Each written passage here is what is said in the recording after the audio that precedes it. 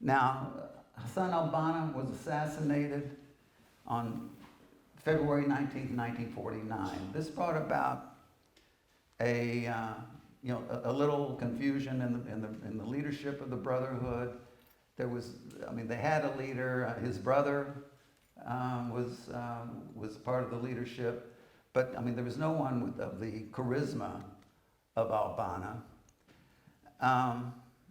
Sayyid Qutb was tied to the Brotherhood at this time. However, in 1948, Qutb went to America to study at a college of education, and he studied in a couple of places in America. But he was so horrified by the decadence of America that he returned in 1950 to Egypt, more passionately than ever, pursuing the ways of the Brotherhood, the teachings of the Brotherhood. He saw the Brotherhood as the only salvation from a world up to its neck in filth. Sometimes I wonder,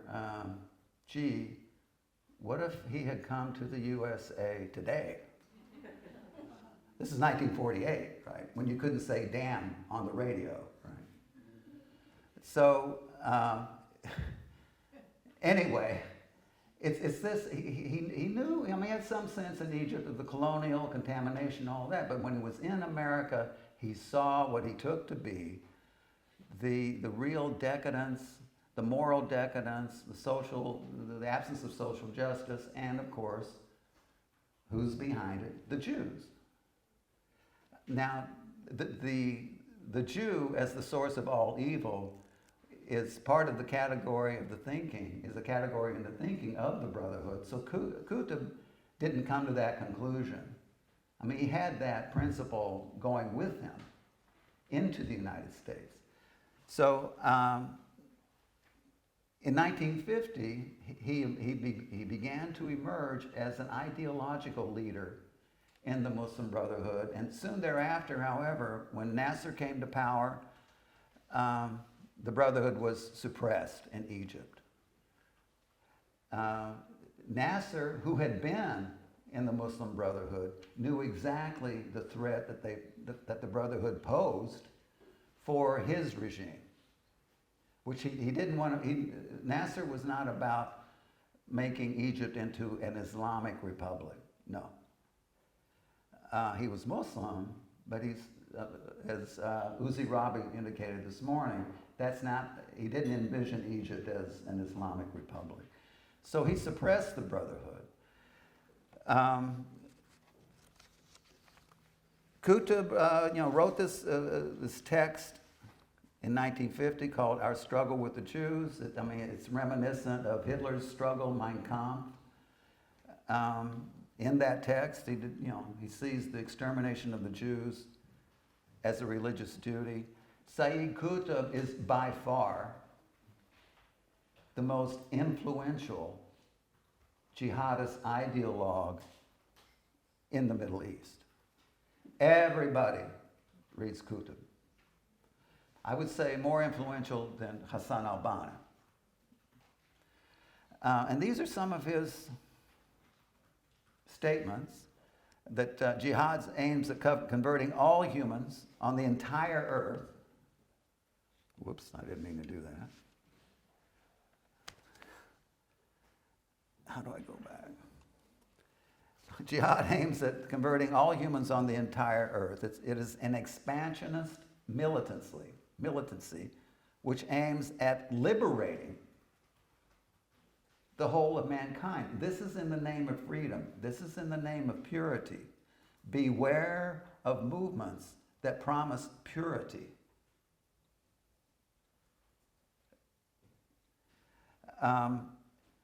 Where does the enslavement come from? It comes from the Jews. The Jews, he says, are the blackest devil and the source of the worst anti-Islamic machinations. They are the eternal enemy of Islam. They are the evil that plagues humanity as clearly shown by the protocols of the Elders of Zion. For Sayyid Qutb, jihadists in general, the protocols of the Elders of Zion would not be considered another, propaganda text or something to incite. No, it has the status of a proof text. If it's written in the protocols, it's therefore true. As you recall, those of you who were in the session this morning where I spoke, there are 3 texts invoked in the Charter of Hamas, the Charter of Allah, as proof texts. In other words, what I am saying is the case because it is written in the Quran, because it is written in the Hadith, and because it is written in the protocols of the Elders of Zion. Notice that the Jews are the eternal enemy. What does it mean? It means that there is no end to fighting the Jews, to killing the Jews, until every Jew has been eliminated. Every Jew. One Jew is enough for the contagion to continue, the contagion that comes from the Jews. The Jewish state, then, exemplifies the Jewish Satan, so that the jihadist view of the Jews does not derive from the reestablishment of the Jewish state. It's the other way around. Their view of the Jewish state derives from what they've always taught about the Jews. The Jewish state is evil not because they have settled in someone else's land. No. Everybody settles in someone else's land. All over the globe, people settle in someone else's land. I mean, if you go over the centuries. That's not the evil. The evil is not that there are people living on a land where you think they shouldn't live. It's because they're Jews living on a land where they shouldn't live.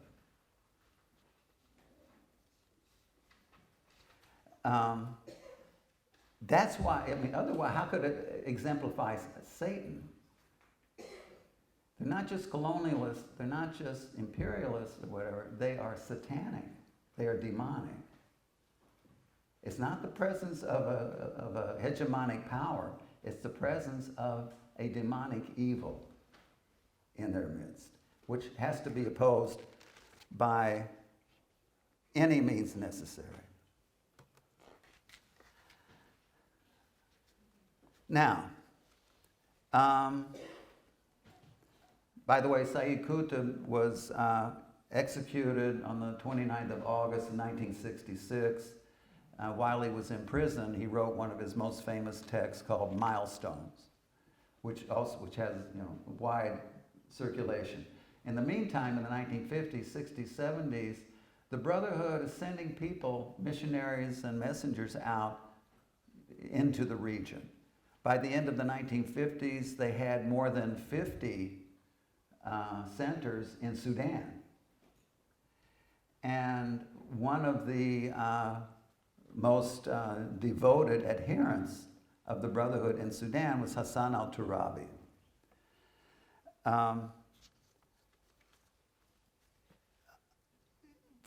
As of 1977, al-Turabi was the leader of the Brotherhood in Sudan. In 1985, he changed the name of the Sudanese Muslim Brotherhood to the National Islamic Front because of, the term Muslim Brotherhood was politically charged. National Islamic Front was, less so. During the late 70s and 80s, that's, when al-Turabi had ascended to this position of leadership, he convened several conferences of jihadist leaders from Hamas, from Fatah, from the Islamic Republic of Iran, from Hezbollah in the 80s. So Sudan became a center of gathering for jihadists of various kinds, Sunni and Shiite alike. Sudan was a home for Osama bin Laden for a time. One of bin Laden's wives was the niece of Hassan al-Turabi. So in June of 1989, al-Turabi was succeeded by Omar al-Bashir, a name that you perhaps know, as a man wanted for genocide. Al-Bashir was the leader of Sudan during the horrific genocides that took place in the south and around Darfur, which were programs of the Islamization of Sudan. Soon, also in the 70s, you have the emergence of the Islamic Republic of Iran in 1979. Now, I mentioned that Khomeini had studied with Muslim brothers. He was particularly devoted to Sayyid Qutb. In fact, Khomeini translated many, if not most, of Qutb's works into Farsi. Khomeini, as you know, is known for his diatribes against Israel, against the Jews, which is, another lecture unto itself. The first visit from a comrade in arms, so to say, to Khomeini right after the revolution in February 1979 was Yasser Arafat, who declared to Khomeini, the path we have chosen is identical. Right? And you can see them having a great time here.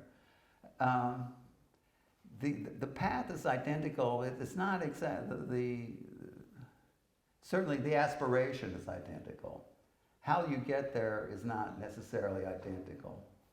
I mean, Arafat is not known for trying to establish Sharia law and this kind of thing, as Khomeini is. But I point this out just to suggest that, yes, there are differences in the tone and the extremity of various jihadist movements and groups, differences between Sunnis and Shiites, but there are also very deep similarities, and they see that themselves.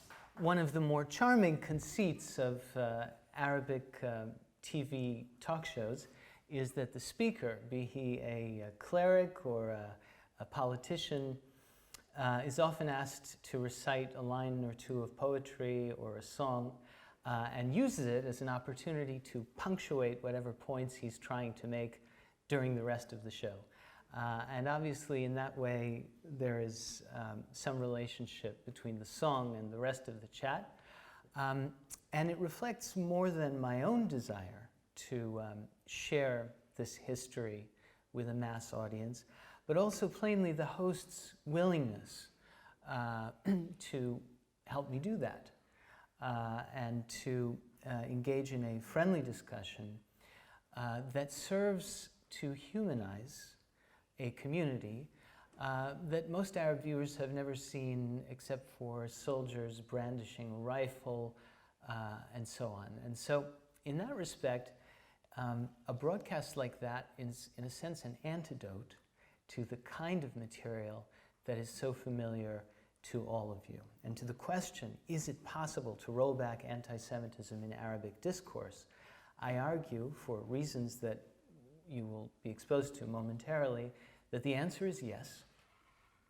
And it stems from three types of opportunities that didn't exist a generation ago.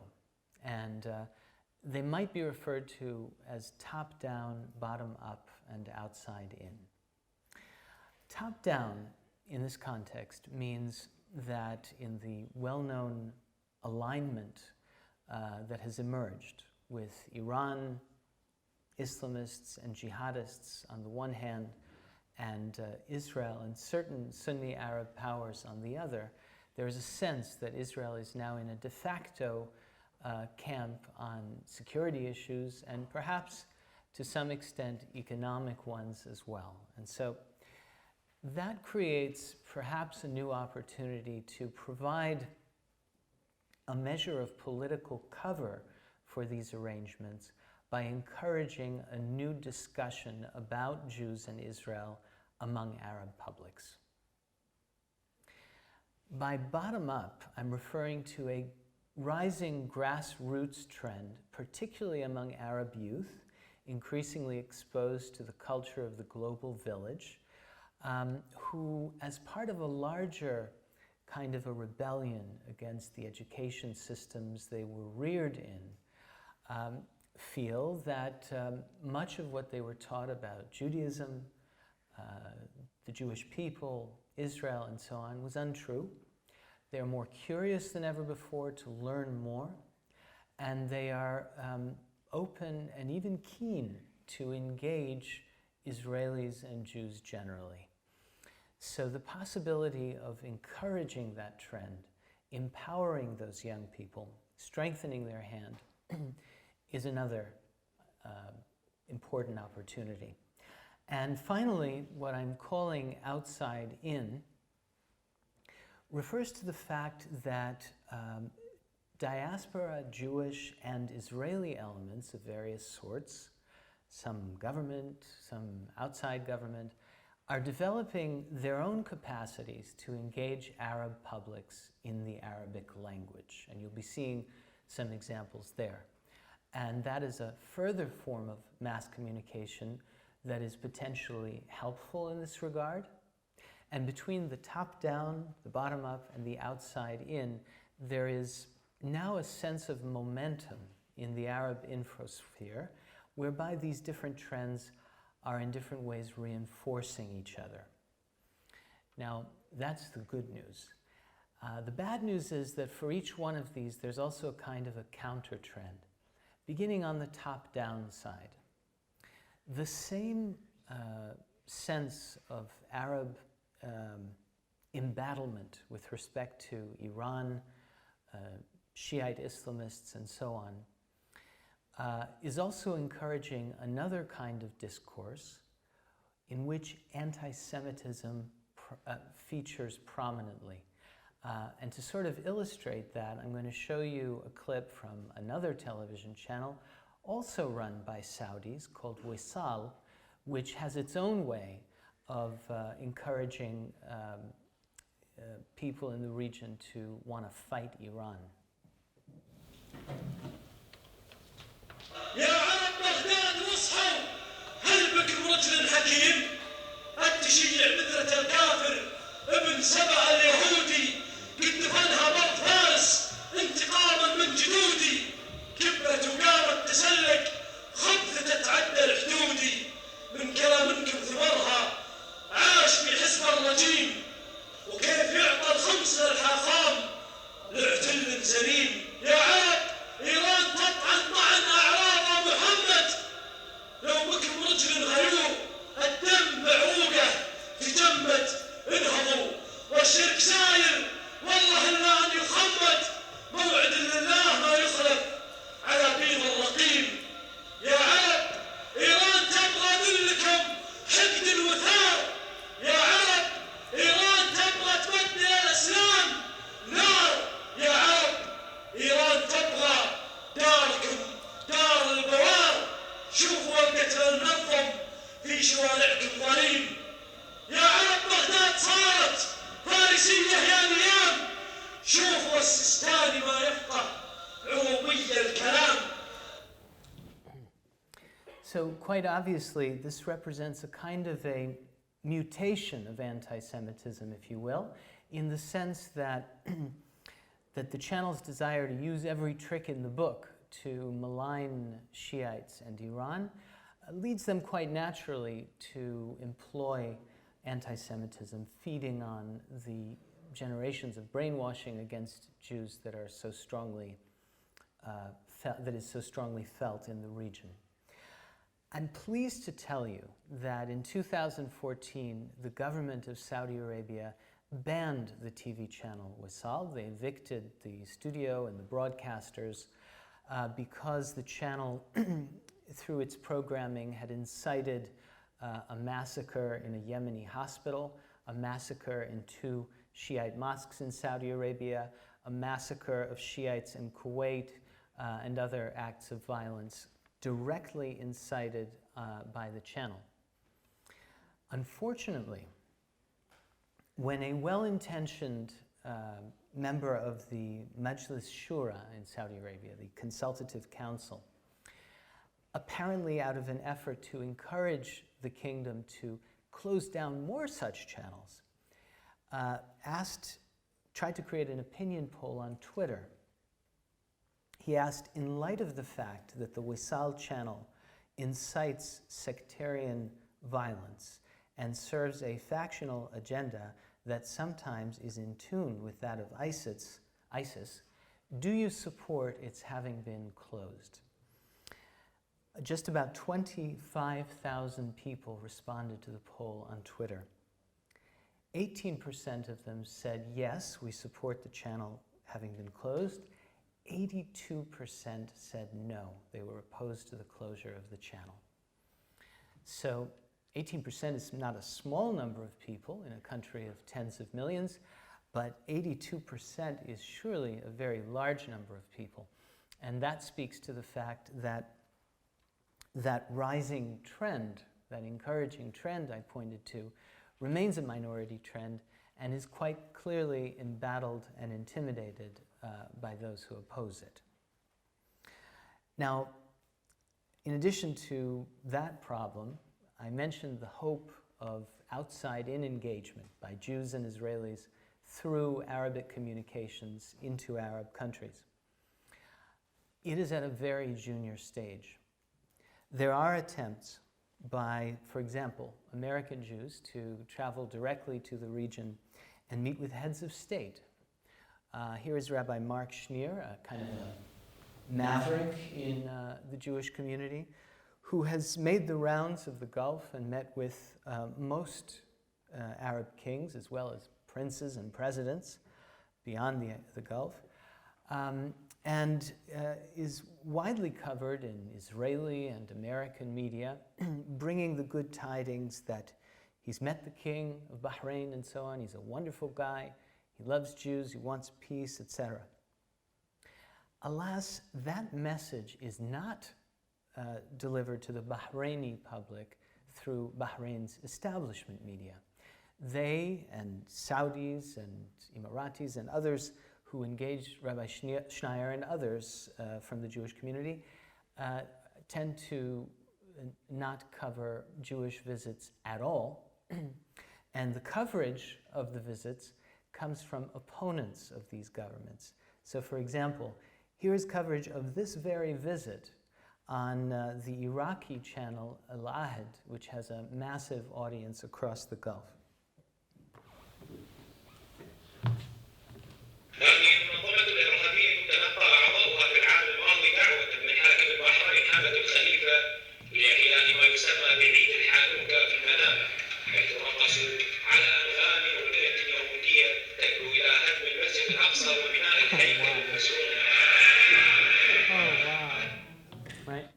So what happens is then that whatever progress is made in high-level contacts between certain Jewish figures and heads of state in Arab countries, I don't mean to diminish that at all. I hope that it's working out very well.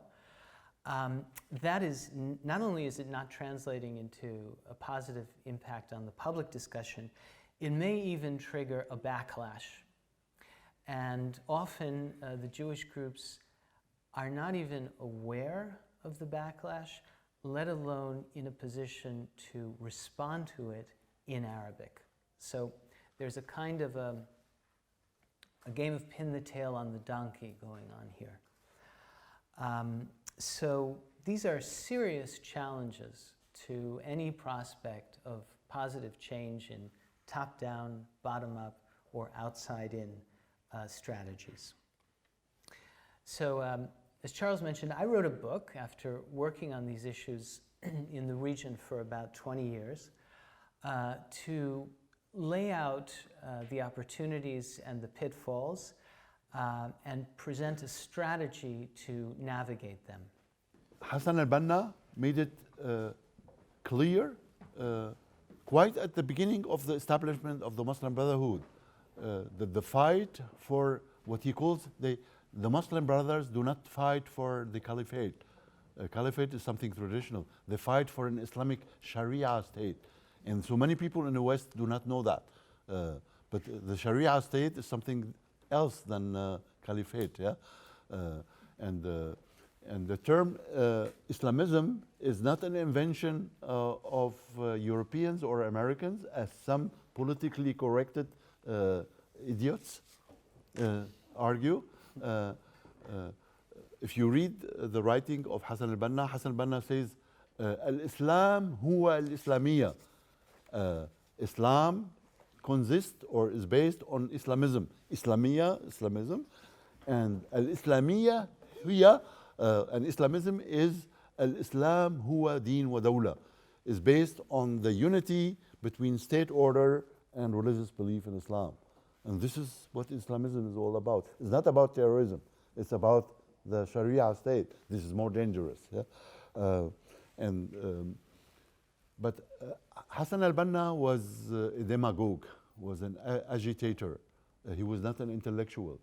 There was an intellectual in the Islamist movement who, until today, is number one. His name is Sayyid Qutb. Qutb, Q-U-T-B. Sayyid al-Qutb laid down the basic understanding of Islamism, and among his booklets, he wrote only booklets about. So if I stop 5 minutes after, yeah, okay. معركتنا مع اليهود, our fight against the Jews, and he says the enmity between Islam and Jews dates back to the birth of Islam. When Islam was born, Jews start to stop its dissemination, and they failed. So left-wing people in America and in Europe argue its attitudes against Jews and Israelis in the Middle East are not anti-Semitism. It's only a reflection of the injustice done by Israel to the Palestinians. But in the year 28, there was no Israel.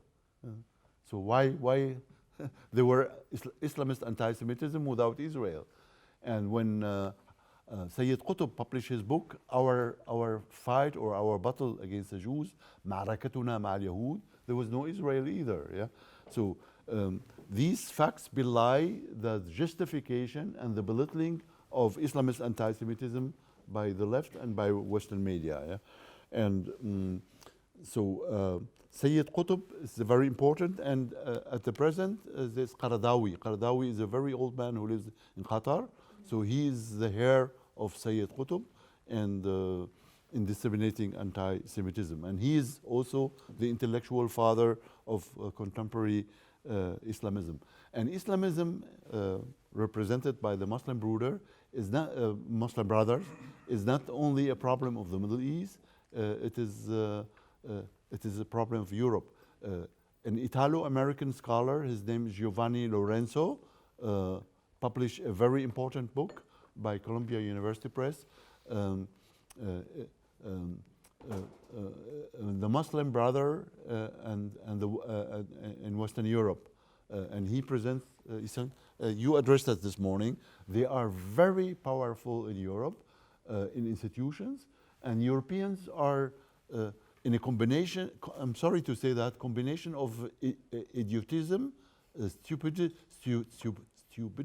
and naivete, support them. We said Muslim Brothers are the alternative of Al-Qaeda, because Al-Qaeda is committed to jihad violence, and the Muslim Brothers are peaceful Islamists who agree to play democratic game in institutions. That's why I call them institutional Islamists. But in my work, especially in there, I have a book, Political Islam, World Politics in Europe, completed at Cornell with the subtitle, From Jihadism to Institutional Islamism, with a question mark. I argue institutional Islamism, that means Islamists working in the institution and getting funds from the European Union, unbelievable, they are more dangerous than terrorists, because terrorists, they kill some people and they create material damage, but the effects of this terror are not lasting. But the gradual and incremental introduction of Sharia into Europe is lasting, and this is more dangerous than killing 1,000 people. Even though killing 1,000 people is bad enough, but killing a whole society is worse.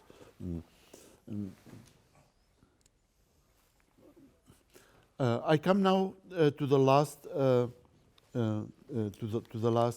two points.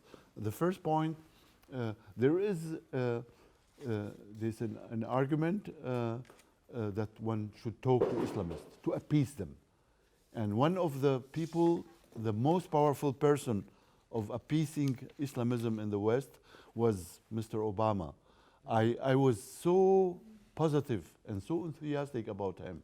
When I wrote my book, Islam and Global Politics, I had such nice words about Obama. There's an evidence. So if I were American, I would have voted for him.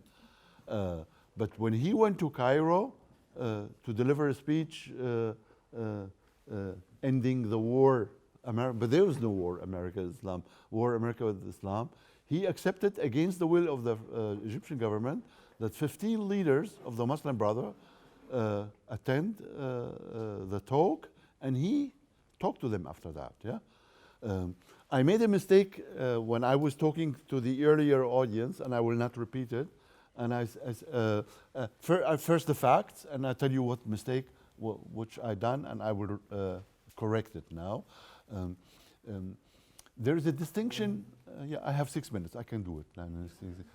To understand it, because you need the facts. I cannot suppose that you know the facts. There is a big difference between Sunnah and Shia Islam. Sunni Muslims were rulers from the beginning until today, with the exception of Iran. But Iran did not exist earlier. Sunni Muslims were not tolerant. And the schism between Sunnah and Shia Islam happened in the year 661.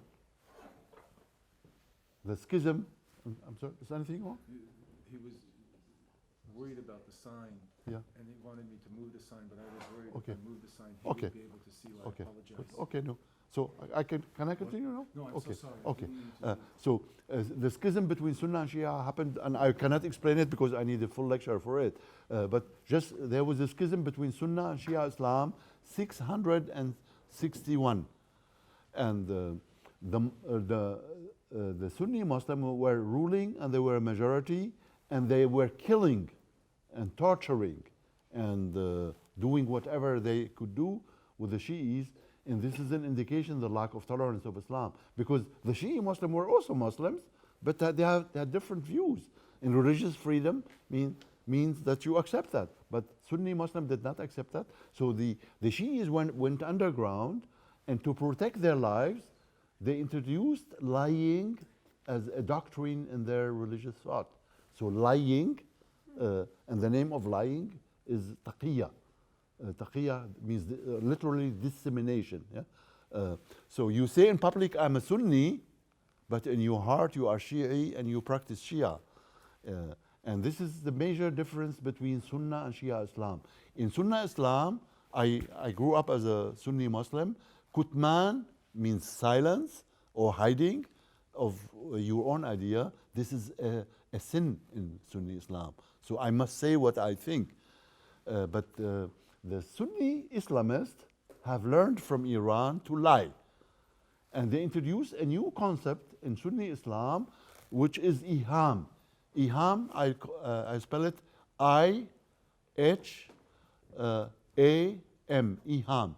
Iham means cheating the unbelievers and tell them things they believe. And the politicians of the European Union and formerly President Obama were the victims of this iham, and they believed what they were telling them. Yeah? And so therefore, when you, I said dialogue with the Islamist is senseless. But I was misunderstood. I did not say one should not talk to them. Of course, we have to talk to the Islamists, but in awareness that they are lying. And sometimes you have to confront them. Yeah, you say, but this is what. Why? I mean, why are you cheating me? You tell me things which are not true. And dialogue is exchange of statements of loving one another. And I said even in television, if I need love, I go to my wife. Yeah, but I do not talk to the Islamist. Yeah, when I go to the Islamist, I negotiate. So negotiation, and this is the mistake I'm correcting. Negotiation is addressing issues. I'll give you an example from the dialogue. In a dialogue between Christian and Muslims, I participated for 20 years, from 1980 till 2000, and then I left with great frustration. You know, in Islamic theology, Christian and Jews are dhimmi. Dhimmi means believer of a second class. They are not equals.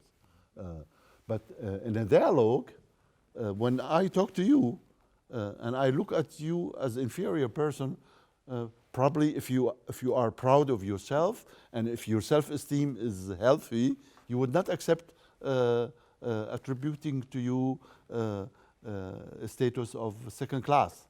And I said to the Christians informally, you have to put on the agenda, on the table, the issue of reforming Islam to the extent that Muslims accept Christian Jews as equals.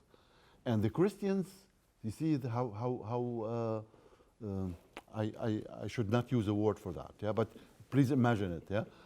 I have no respect, yeah. They were more worrying about that Muslims leave the dialogue than about being attributed as second-class people, yeah. And said if we ask Muslims to look at us as equals, they walk out. I said, so what? And said, so you accept being second class, yeah? And this is dialogue, yeah?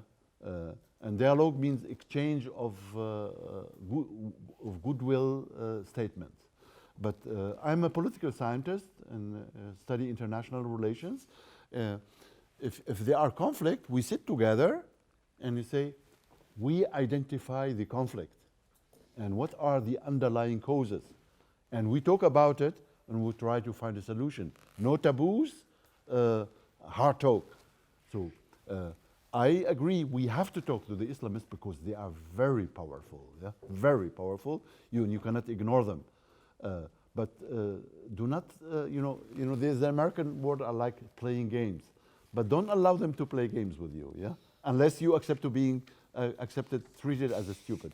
Okay, so I conclude with this, and I think when it comes to anti-Semitism, the conclusion is when Islamists say, no, we have nothing against anti-Semitism, and one of them in an interview in Spiegel said, I am the first Jew in Europe, and he was a radical Islamist. Yeah? They say we are the new Jews. Yeah? So when they say we are not anti-Semites, we are only against Zionism, and we are only criticizing Israel, and say, I'm not stupid. Thank you. Thank you.